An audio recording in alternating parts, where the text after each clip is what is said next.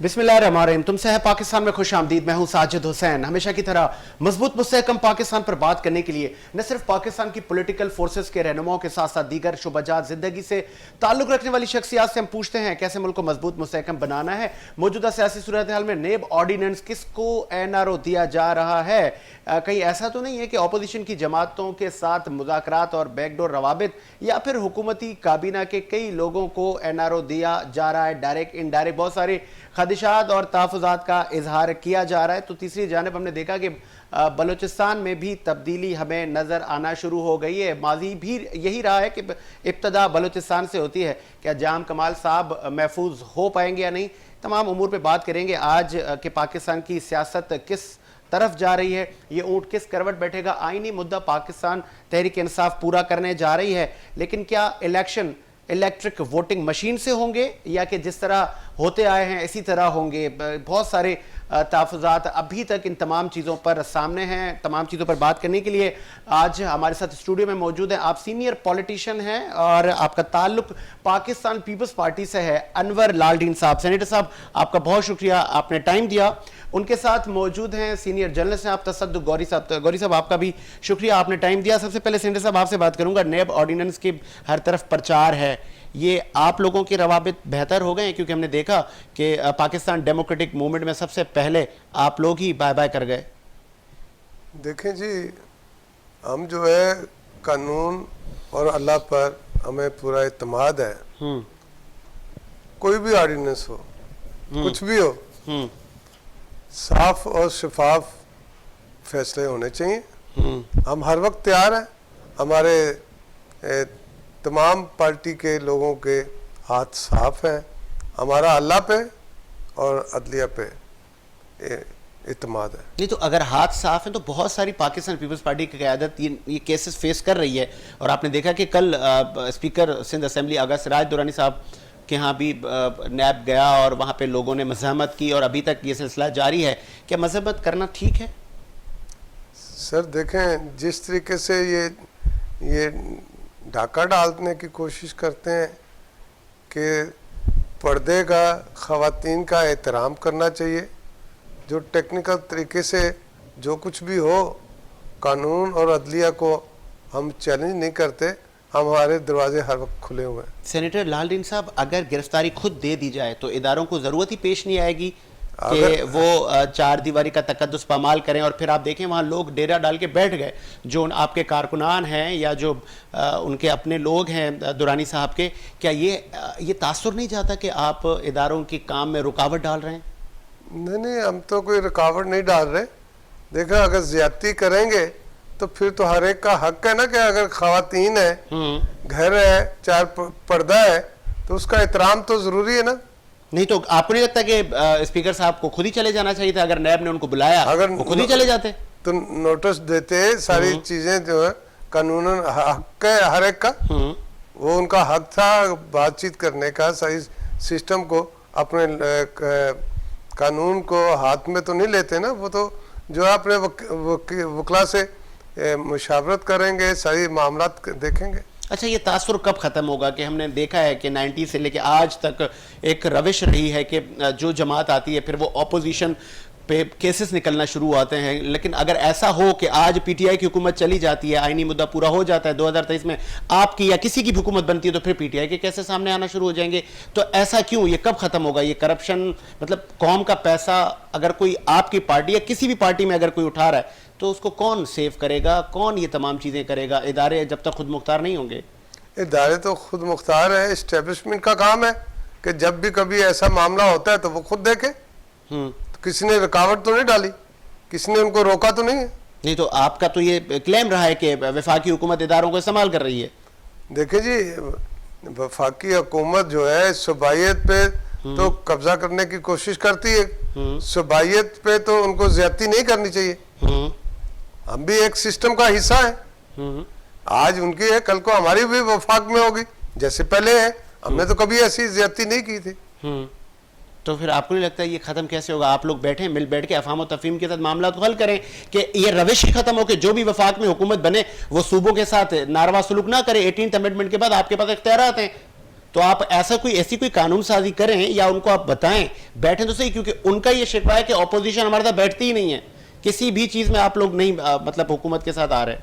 देखें जी, ये तो वो ज्यादती और इल्जाम तराशी कर रहे हैं। ऐसा कभी भी देखें कि हमारी लीडरशिप, ख्वाह वो बीबी हो, ख्वाह भुट्टो साहब हो, ख्वाह हमारा बिलावल और आसिफ जरदारी, कभी भी उन्होंने मुज़ाकरात के दरवाजे कभी बंद नहीं किए, हर वक्त खोले हुए हैं। हर एक के साथ बैठ के बात करने के लिए तैयार है, हर एक चीज के फेस करने के लिए तैयार है। हम भागने वाले से नहीं है, हम अपना मुल्क छोड़ के भागेंगे नहीं, ये मुल्क हमारा है और हमारी कुर्बानी है। और यहाँ पे हर गरीब मजदूर किसान की जो नुमाइंदगी करने वाले हैं वो वाहिद पाकिस्तान पीपल्स पार्टी है, जो हमेशा गरीबों के घर के चूल्हे जलाती है, बुझाती नहीं है। उनकी दुआएं हमारे साथ। इस वक्त जो एक तासुर है, हमारे ज़राए का कहना है कि वफाकी हुकूमत के साथ आपके मामला तय हो गए हैं और अब आप लाइक कोलिशन पार्टनर बनने जा रहे हैं, तो ये तासुर ठीक है? पीडीएम को भी आपने छोड़ दिया? सर, पार्टनरशिप का तो एक मसला अलहदा है। हम हर एक के साथ जो है कि मिलकर चलना चाहते हैं जमहूरियत की खातिर, क्योंकि हमारी शहीद रानी भी की भी कुर्बानी है, हमारे भुट्टो साहब की भी कुर्बानी है और यही हमारी आसिफ अली जरदारी और बिलावल की है। हम सबको लेके चलना है, पाकिस्तान को खुशहाल, मजबूत और यहाँ तरक्की और मुस्तकम देखना चाहते हैं। चलें, बहुत अच्छी बात की, आगे बढ़ते हैं। तसद्दुक साहब, आप किस तरह देख रहे हैं नैब ऑर्डिनेंस को? बहुत सारे अदवार आपने हुकूमतों के देखे हैं, क्या वाकई इमरान खान साहब पीएम अपनी ही लोगों को रिलीफ दे रहे हैं या फिर अपोजिशन के बहुत सारे लोग भी मुस्तफीद होंगे? असल में नेब के चेयरमैन के ऊपर अपोजिशन के इतराज़ात हैं। अच्छा, नेब का जो चेयरमैन है मौजूदा, जो जस्टिस जावेद इकबाल साहब, उसको पाकिस्तान पीपल्स पार्टी और नून बिल्कुल ऐसे ही है, मुश्तका नामजद चेयरमैन है, ठीक है जी। ये मौजूदा गवर्नमेंट जो तहरीक इंसाफी गवर्नमेंट है, उनका लाया हुआ चेयरमैन नहीं है नैब का।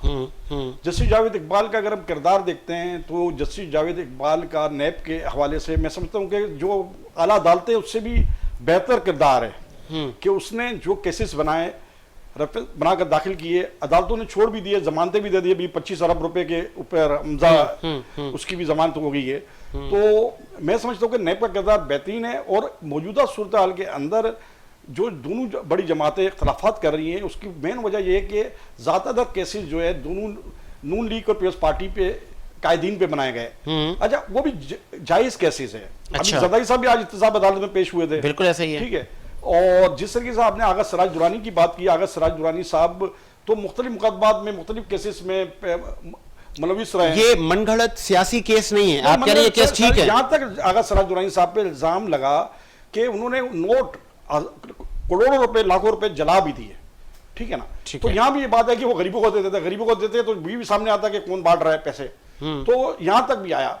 अब नैब ने उनकी जमानत पे थे 1 अरब 61 करोड़, नैब ने जब जमानत उनकी रिजेक्ट कर दी अदालत में, तो गिरफ्तारी तो जैसा सेनेटर साहब ने कहा कि गिरफ्तारी नहीं, कानून होना चाहिए, नोटिस होना चाहिए, तो गिरफ्तारी तो अमल में आती जब जमानत कैंसिल हो जाती है। अच्छा, अब मैं ये समझता हूँ कि वो शहीद मोहतरमा बेनजीर भुट्टो के सिपाही रहे हैं आगा सराज दुरानी, जरदारी साहब जैसे दिलेर आदमी के कानून में शामिल हैं, बिल्कुल ऐसे तो वो शख्स क्यों छुप रहा है?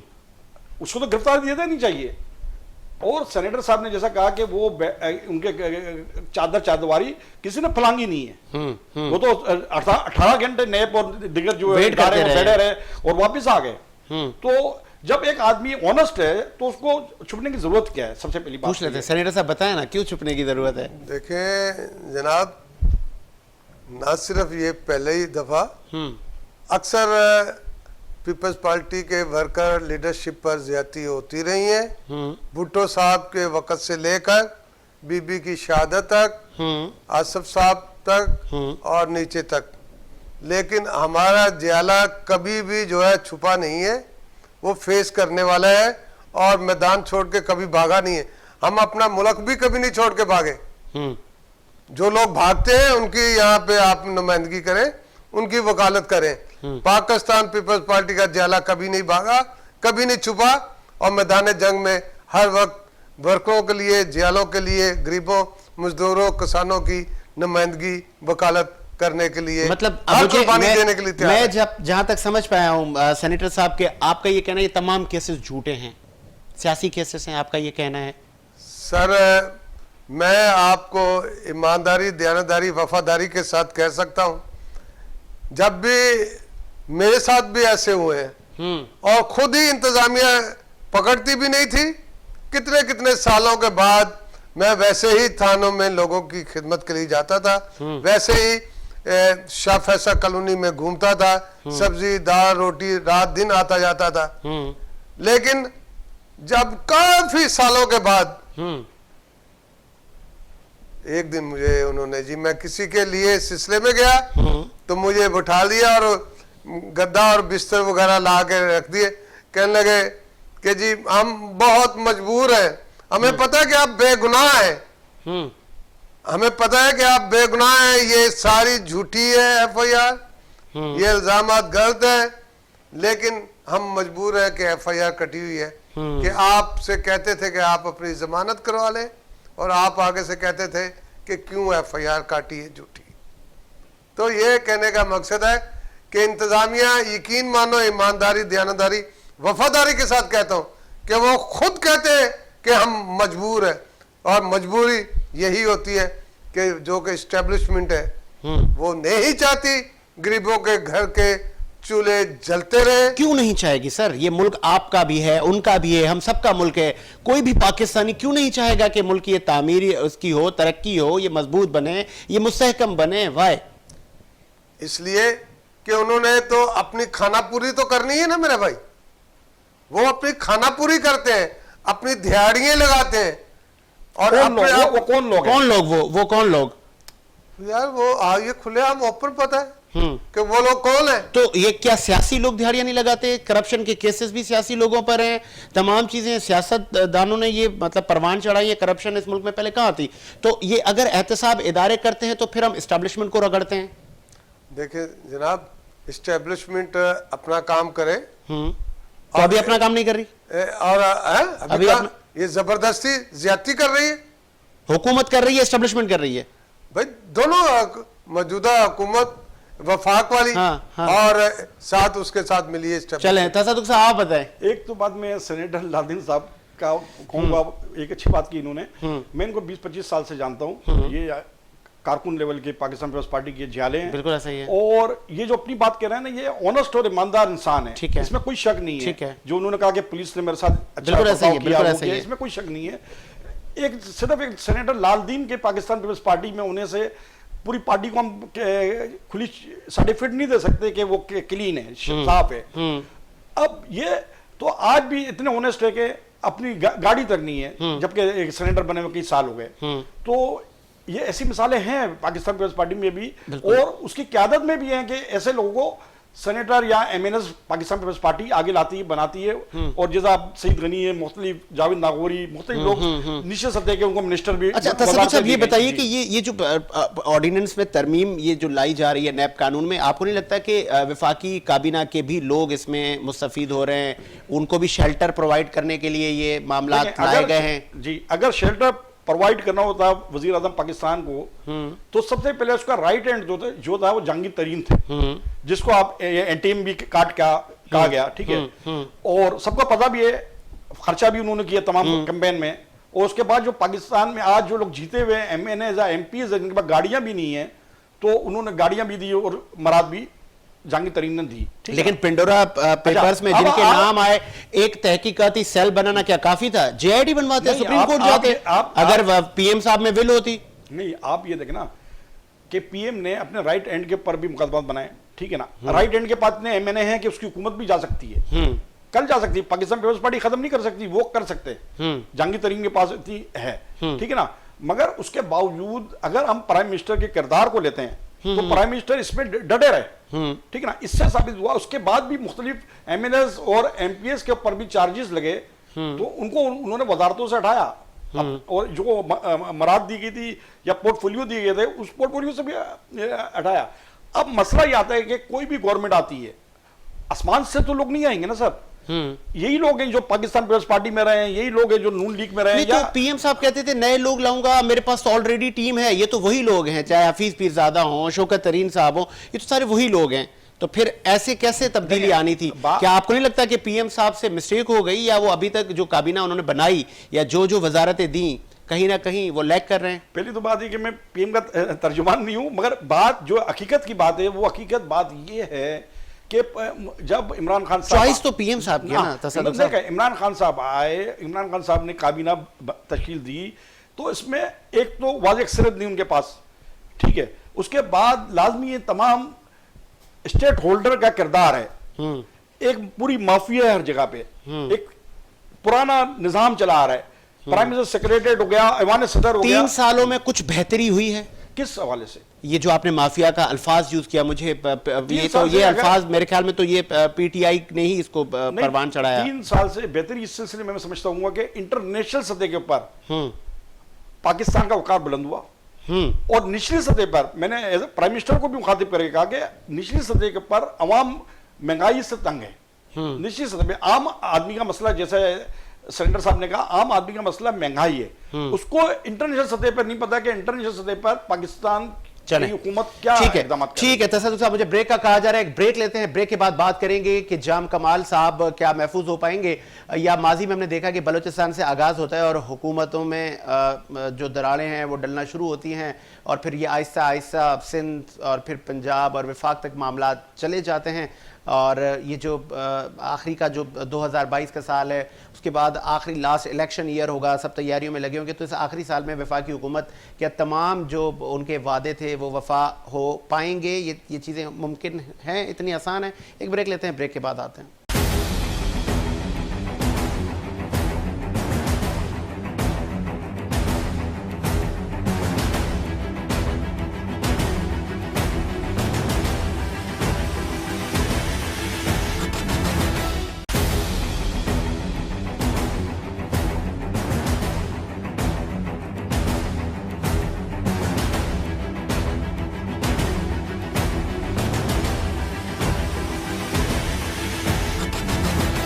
ब्रेक के बाद खुश आमदीद, प्रोग्राम को आगे बढ़ाते हैं और सेनेटर साहब से बात करते हैं। सर, जाम कमाल साहब, और आपने देखा कि आसिफ अली जरदारी साहब मंझे हुए पॉलिटिशियन हैं और साबिक सदर भी रहे हैं और मुफाहमत के भी वो चैम्पियन और बादशाह हैं। बहुत अच्छी बात है। बलूचिस्तान में आप क्या देख रहे हैं कि कहीं अब तब्दीली का वहाँ से आगाज़ तो नहीं हो रही है? देखें जी, ये तो मैं हूँ ग्रास रूट के वर्कर टाइप का, ये तो क़यादत को पता होगा कि क्या होने जा रहा है, कैसे है, कि हम क़यादत के फैसलों को चैलेंज नहीं कर सकते। जैसा कोई करेगा वैसा वो करेगा। अगर बलूचिस्तान में जो हालात चल रहे हैं तो वैसा ही वहाँ रिजल्ट मिलेगा हमको। चलिए, आप बताएं तसद्दुक साहब, जाम कमाल साहब कह रहे हैं कि मेरे साथ काबीना के लोग हैं, क्या आपको लग रहा है वो महफूज हैं या कि अब उनका टाइम पूरा है?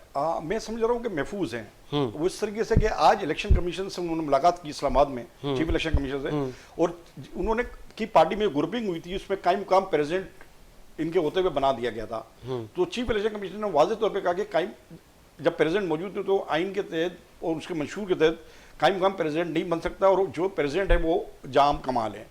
इसके बाद उनके सीनियर जो बलूचिस्तान के जो उनकी पार्टी के रहनुमा हैं, उन्होंने वाज़ेह तौर पे ये बात की कि जब 16 नवंबर उन्होंने आगे तारीख दे दी, नवंबर की, यानी कि 1 महीना आगे दे दिया है कि वो उस वक्त तक ये सीएम रहेंगे, उसके बाद हम देखेंगे फैसला क्या है। यानी कि जब 1 महीना आगे बढ़ा दिया गया है, और प्राइम मिनिस्टर से भी आज मुलाकात उनकी हुई है, और वहाँ इस्लामाबाद के जराए भी कहते हैं कि पॉजिटिव मुलाकात हुई है।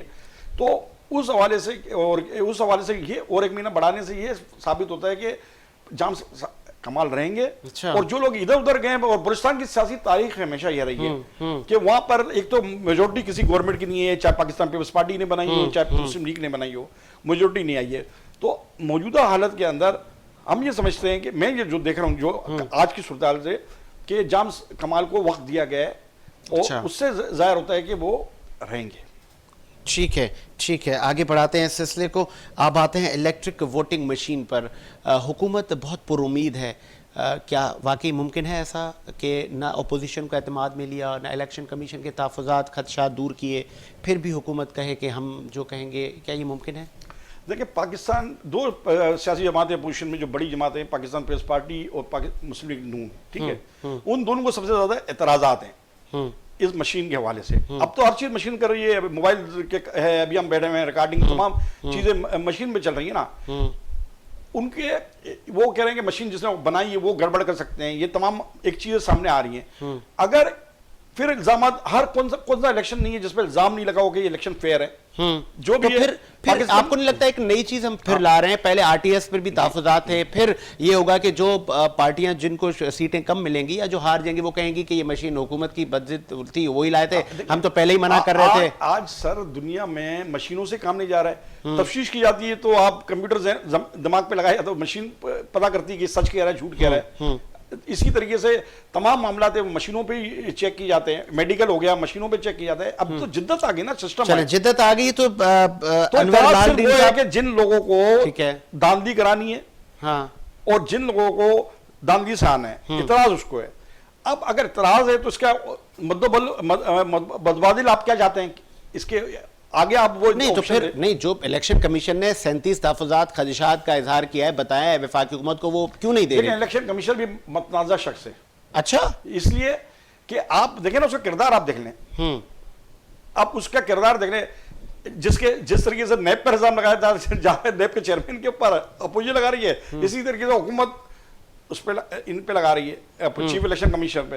अब चीफ इलेक्शन कमीशन का अगर हम किरदार देखते हैं तो वो भी न्यूटन अंपायर की तरह नजर नहीं आता। चलें, सेनेटर अनवर लाल दीन, आप क्या समझते हैं कि ये जिस तरह आप लोगों ने खदशात का इजहार किया है कि हम ईवीएम से इलेक्शन होने नहीं देंगे, जिस तरह हो रहे थे वैसे ही हो, तो आपको नहीं लगता टेक्नोलॉजी को मुतारिफ करवाया जाए?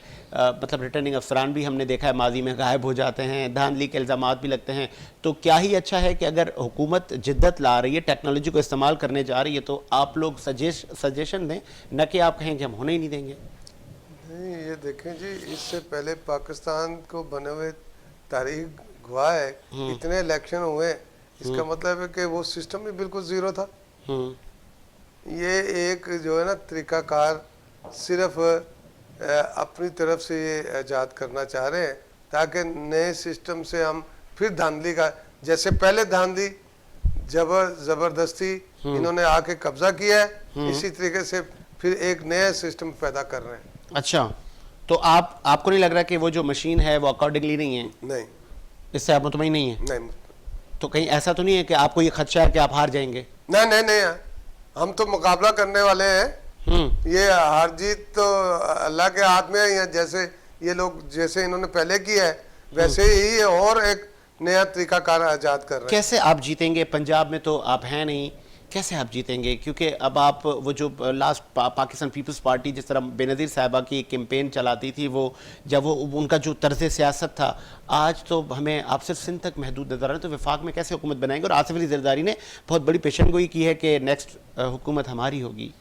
इसलिए कि वहाँ के जो है मजदूर, गरीब, किसान वगैरह, तलबा वगैरह सारे जो है कि पहले भी उनके साथ ज्यादती हुई है, और अब उन लोगों ने देख लिया है कि ये हमारे साथ जुल्म और ज्यादती और लोगों के घरों के चूल्हे बुझाए जा रहे हैं।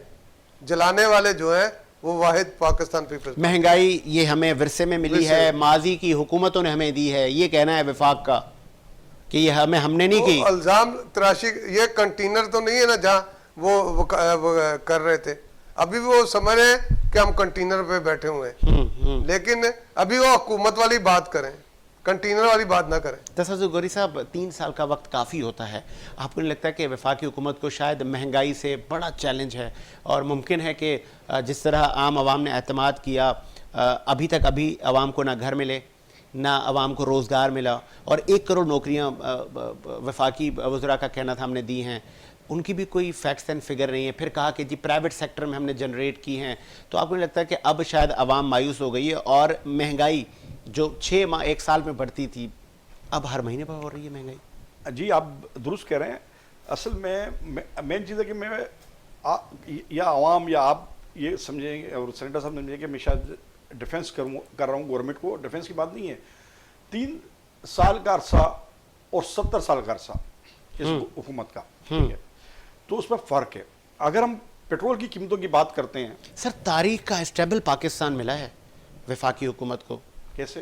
तारीख का स्टेबल पाकिस्तान। अगर माजी की हुकूमतों को हम देखें तो बहुत सारी चैलेंजेस थे उनको, किसी को दहशतगर्दी का चैलेंज था, किसी को क्या था, किसी को ब्लैक वाटर का चैलेंज था, लेकिन जब इनको हुकूमत मिली तो सब सही था, ऐसा कुछ भी नहीं था। एक महंगाई को कंट्रोल करना, अगर सब्सिडी दे देते इसमें। नहीं सर, सब कुछ सही नहीं था। महंगाई को कंट्रोल करने के लिए मैं आता हूँ, असल में निश्चित स्तर पे जो महंगाई की बात है, जो रोजमर्रा एशिया की बात है, तो उसका ताल्लुक जो होता है डिस्ट्रिक्ट लेवल पे होता है, जिली सतह पे। उसके जो इंतजामी सरबराह होता है वो डीसी लेवल का होता है। नहीं सर, सप्लाई जब ना हो तो फिर ग्रास रूट पे क्या करेंगे? सप्लाई ही नहीं है, चीनी ही गायब है, तो फिर कहाँ से चीनी मिलेगी? आज मैं बाजार से गुजर रहा था, कल परसों की बात है, एक 100 रुपए में 4 दर्जन बेहतरीन केले मिल रहे थे। ठीक है, ऐसे ही टमाटर, ऐसी वो जब सप्लाई, वही बात है ना, सप्लाई अगर, ये तो अनाज है ना, जब अनाज कम होगा या कोई भी चीज कम होगी तो मतलब आप सेटिस्फाई, आप मुतमईन हैं? फिर मुझे आप ये बताइए कि आखिरी साल है उनके पास क्या 2022 तक? सर मैं सर्टिफाई नहीं हूं, मैं ना डिफेंस कर रहा हूं। बात महंगाई की आती है। अच्छा, और आप बोले चैलेंजेस नहीं मिले फेडरल गवर्नमेंट को, बजट में तनख्वाह में भी इजाफा नहीं हुआ। देखें, बजट में वाइज आसिफ अजहर जरदारी साहब थे, पाकिस्तान पीपल्स पार्टी के प्रेसिडेंट, जिन्होंने फोर्सेस की तनख्वाहें डबल की, पेंशन ने डबल की, 50% तो आम सिविलियन की। बिल्कुल ऐसा ही है। ठीक है, ये दिल गुर्दा सिर्फ पाकिस्तान पीपल्स पार्टी के आसिफ अली जरदारी के पास था। ठीक है, उनके पास ये पीएम साहब के पास नहीं है। मैं आप बात तो सुने ना, नून लीग के पास है ना, इमरान खान के पास है ना, किसी के पास है। ठीक है, ये सिर्फ, और ना बेनजीर भुट्टो साहब के पास था। ठीक है, और ये जरदारी साहब के पास ही था। चलें, ठीक है, मैं क्लियर कर दूं सर एक बात, 18वीं तरमीम भी उन्होंने अपने इख्तियारात एज ए प्रेसिडेंट के इख्तियारात तमाम मुस्लिम प्राइम मिनिस्टर को दे दिए। बिल्कुल नहीं, ये बातें माजी तारीख का हिस्सा है। हुसैन तेबो साहब सुन सकते हैं आप? जनाब बहुत शुक्रिया सर। टेक्निकल ऑडियो काइंडली बढ़ाइएगा सर। नेब ऑर्डिनेंस में ये किसको बेनिफिट हो रहा है, इसके बेनिफिशियरी कौन है? आपका एनालिस्ट क्या कहता है? कहीं हुकूमती काबीना में जो लोग हैं कहीं ना कहीं किसी ना किसी तरीके से कहीं उनको तो शेल्टर प्रोवाइड नहीं किया जा रही है। देखिए जी, ये जो नेब का कानून है, ये शुरू से लेके आज तक ये पॉलिटिकल इंजीनियरिंग के लिए इस्तेमाल हुआ है। ये जब से परवेज मुशर्रफ साहब के दौर से बना है, फिर जितनी भी गवर्नमेंट्स रहे हैं उन सब ने भी अपने अपने मकासद के लिए इस्तेमाल किया। अब वजीर आजम इमरान खान साहब जब अपोजिशन में थे तो वो बातें बहुत अच्छी अच्छी करते थे। वो कहते थे कि इस नेब के ऑर्डिनेंस को खत्म होना चाहिए और ये काला कानून है और ये पॉलिटिकल इंजीनियरिंग के लिए है और ये विक्टिमाइजेशन के लिए है। लेकिन अभी हमें ये देखने में आ रहा है कि वो सारे काम वही हो रहे हैं जो पॉलिटिकल इंजीनियरिंग के लिए होते थे, और ये तमाम वही काम हो रहे हैं। ऑर्डिनेंस के ऊपर ऑर्डिनेंस दिया जा रहा है, जबकि वजीर आजम साहब पहले खुद कहते थे कि ये ऑर्डिनेंस लाना जमहूरियत की तौहीन है। तो अब वो तौहीन किधर गई? अब आप सारे काम जो हैं वो ऑर्डिनेंस के थ्रू ला रहे हैं और पॉलिटिकल इंजीनियरिंग के लिए। हम जब बात करते हैं कि जनाब आपका स्लोगन था कि आप 1 करोड़ नौकरियां देंगे, 50 लाख जो है घर देंगे, उसके साथ साथ आप पेट भी चीरेंगे और पेट फाड़ेंगे और उसमें से पैसे निकालेंगे, तो वो कहते हैं जी हमने चीखें तो निकाल रहे हैं ना। तो भाई हमने चीखों को क्या करना है? हमें तो आम आदमी को पैसा चाहिए, महंगाई को खत्म करना चाहिए, बेरोजगारी को खत्म करना चाहिए। तो आज तक उसमें तो कुछ भी नहीं हुआ। ठीक है, आप कितने मुतमईन हैं कि ये जो महंगाई और ये जितने भी मामलात या विफाकी हुकूमत ने जो वादे किए थे वो पूरे होते हुए आपको नजर आ रहे हैं इन आखिरी के 2 सालों में, या आपको लग रहा है कि अब मुमकिन नहीं है, टाइम निकल गया? Work speak louder than words. बात यह है कि जो आप काम करके दिखाएंगे तो वही बात होगी। अच्छा, जिस रफ्तार के साथ आपने पिछले 3 सालों में 3.5 सालों में काम किया है, जो आपकी पिछले क्रेडिबिलिटी है, जो आपका क्रेडिट है, उसके तहत तो कुछ भी नहीं लग रहा है। लेकिन अगर कोई जादू टोना हो जाए और कोई जंतर मंतर हो जाए तो वो शायद जंतर मंतर तो मुमकिन नहीं है। साबिक सदर आसिफ अली जरदारी ने आज कहा है कि अगली हुकूमत पाकिस्तान पीपल्स पार्टी की है, और दूसरी तरफ बलूचिस्तान में भी सियासी आपने देखा होगा कि मामलात उरूज पर हैं। जाम कमाल साहब क्या सेव हैं? उनकी काबीना के लोग उनके साथ हैं जिस तरह वो कह रहे हैं, ऐसा ही है या माजी की तरह बलूचिस्तान से अब आगाज होने जा रहा है? देखें, जहां तक आसिफ अली जरदारी साहब का है कि अगली हुकूमत पीपल्स पार्टी की होगी, तो अगली हुकूमत पीपल्स पार्टी को तो नहीं होगी, मैं नहीं समझता। ठीक है, ये मेरा पर्सनल एनालिसिस है, लेकिन पीपल्स पार्टी एक इम्पोर्टेंट पार्टनर होगा अगली हुकूमत में, वो हुकूमत कोई भी बनाएगा। मैं समझता हूँ इस वक्त भी पीपल्स पार्टी पाकिस्तान तहरीक इंसाफ की बी टीम है, पीडीएम को खत्म करने में, बाकी चीजों में वो उनके साथ हैं और वो उनके साइलेंटली उनकी सपोर्ट कर रहे हैं। ये मेरा पर्सनल एनालिसिस है, इससे कोई डिसएग्री भी कर सकता है, लेकिन जो आने वाली हुकूमत है उसमें पीपल्स पार्टी को अच्छा और काफी सारा रोल दिया जा सकता है। मतलब जिस तरह साइलेंटली सपोर्ट, जिस तरह आपका तज्जिया कह रहा है, शायद ये उसका बेनिफिट होगा आगे चल के। जी बिल्कुल, ये सारी की सारी इंजीनियरिंग है और ये मिलके करेंगे और ये पॉलिटिकल पार्टी एक दूसरे के खुल के भी साथ दे सकती हैं और साइलेंटली भी साथ देंगी, तो इनको पीपल्स पार्टी का फ्यूचर ब्राइट है। खास तौर में सिंध में तो उसको कोई खतरा ही नहीं है, सिंध में तो उसके लिए कोई चैलेंज ही नहीं है और बाकी प्रोविंसेस में भी उसके लिए, ये मेरा पर्सनल एनालिसिस है कि उसके लिए फैसिलिटी दी जाएगी और वो अपनी सीटें निकालेंगे। चले जी, बहुत शुक्रिया। Senior anchor person Hussain Thebo साहब हमारे साथ मौजूद है। प्रोग्राम का वक्त भी एंड पर है। मैं लास्ट में चाहूंगा सेनेटर लालडीन साहब, आप, मैंने ये सवाल किया था शायद आपसे कि कहीं आप सपोर्ट कर रहे हैं साइलेंटली वफाकी हुकूमत को।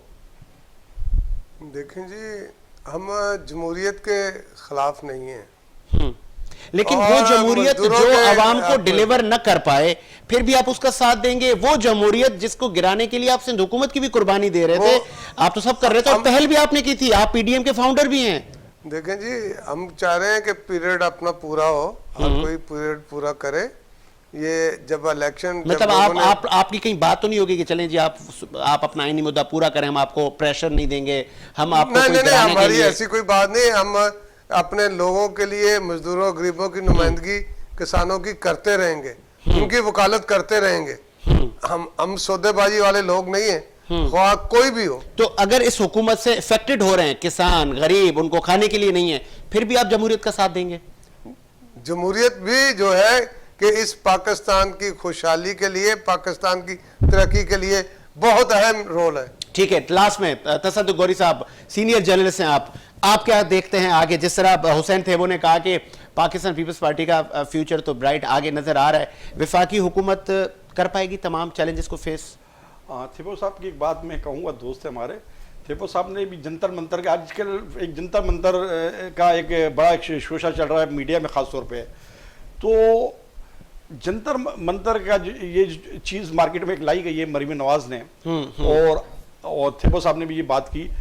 तो एक मैं इस पे एक चीज़ वाजे कर दूं लोगों के जहन में, जो चीज़ नहीं है कि जंतर मंतर है क्या चीज़ जी। उनका इशारा जो है जंतर मंतर, वो जो अल्लाह रसूल की बात या उनको जो उनकी वाइफ जो है क्या नाम है, खातून अव्वल जो है प्राइम मिनिस्टर की जो वाइफ है, उनको वज़ाइफ बता रही हैं या वो चीज़ें बता रही हैं, या जिसके ऊपर वो बहुत से फैसले उनके कहने पे कर रहे हैं, उनके कहने पे कह रहे हैं, जैसा कि चौधरी सार का फैसला था कि वो इस तरीके से बड़े फैसले, तो उसको जंतर मंतर का नाम देना मैं समझता हूँ कि मजहबी तौर पे भी और दीनी तौर पे भी खिलाफ है, क्योंकि अगर मेरा इशारा उन्हीं, मैं समझता हूँ कि इशारा उन्हीं तो गौरी साहब, आप देखें कि पाकिस्तान की सियासत में तो सब चलता है, कभी बिल्लो रानी और इस तरह के मामलात एक दूसरे पे पॉलिटिशियन ये करते हैं, ये करना नहीं चाहिए। मतलब आप क्या मैसेज दे रहे हैं आप आने वाले? मैं यही कह रहा हूँ, एक तो आवाम को आपके चैनल के जरिए पता चले कि जंतर मंतर का इशारा क्या है, ठीक है ना।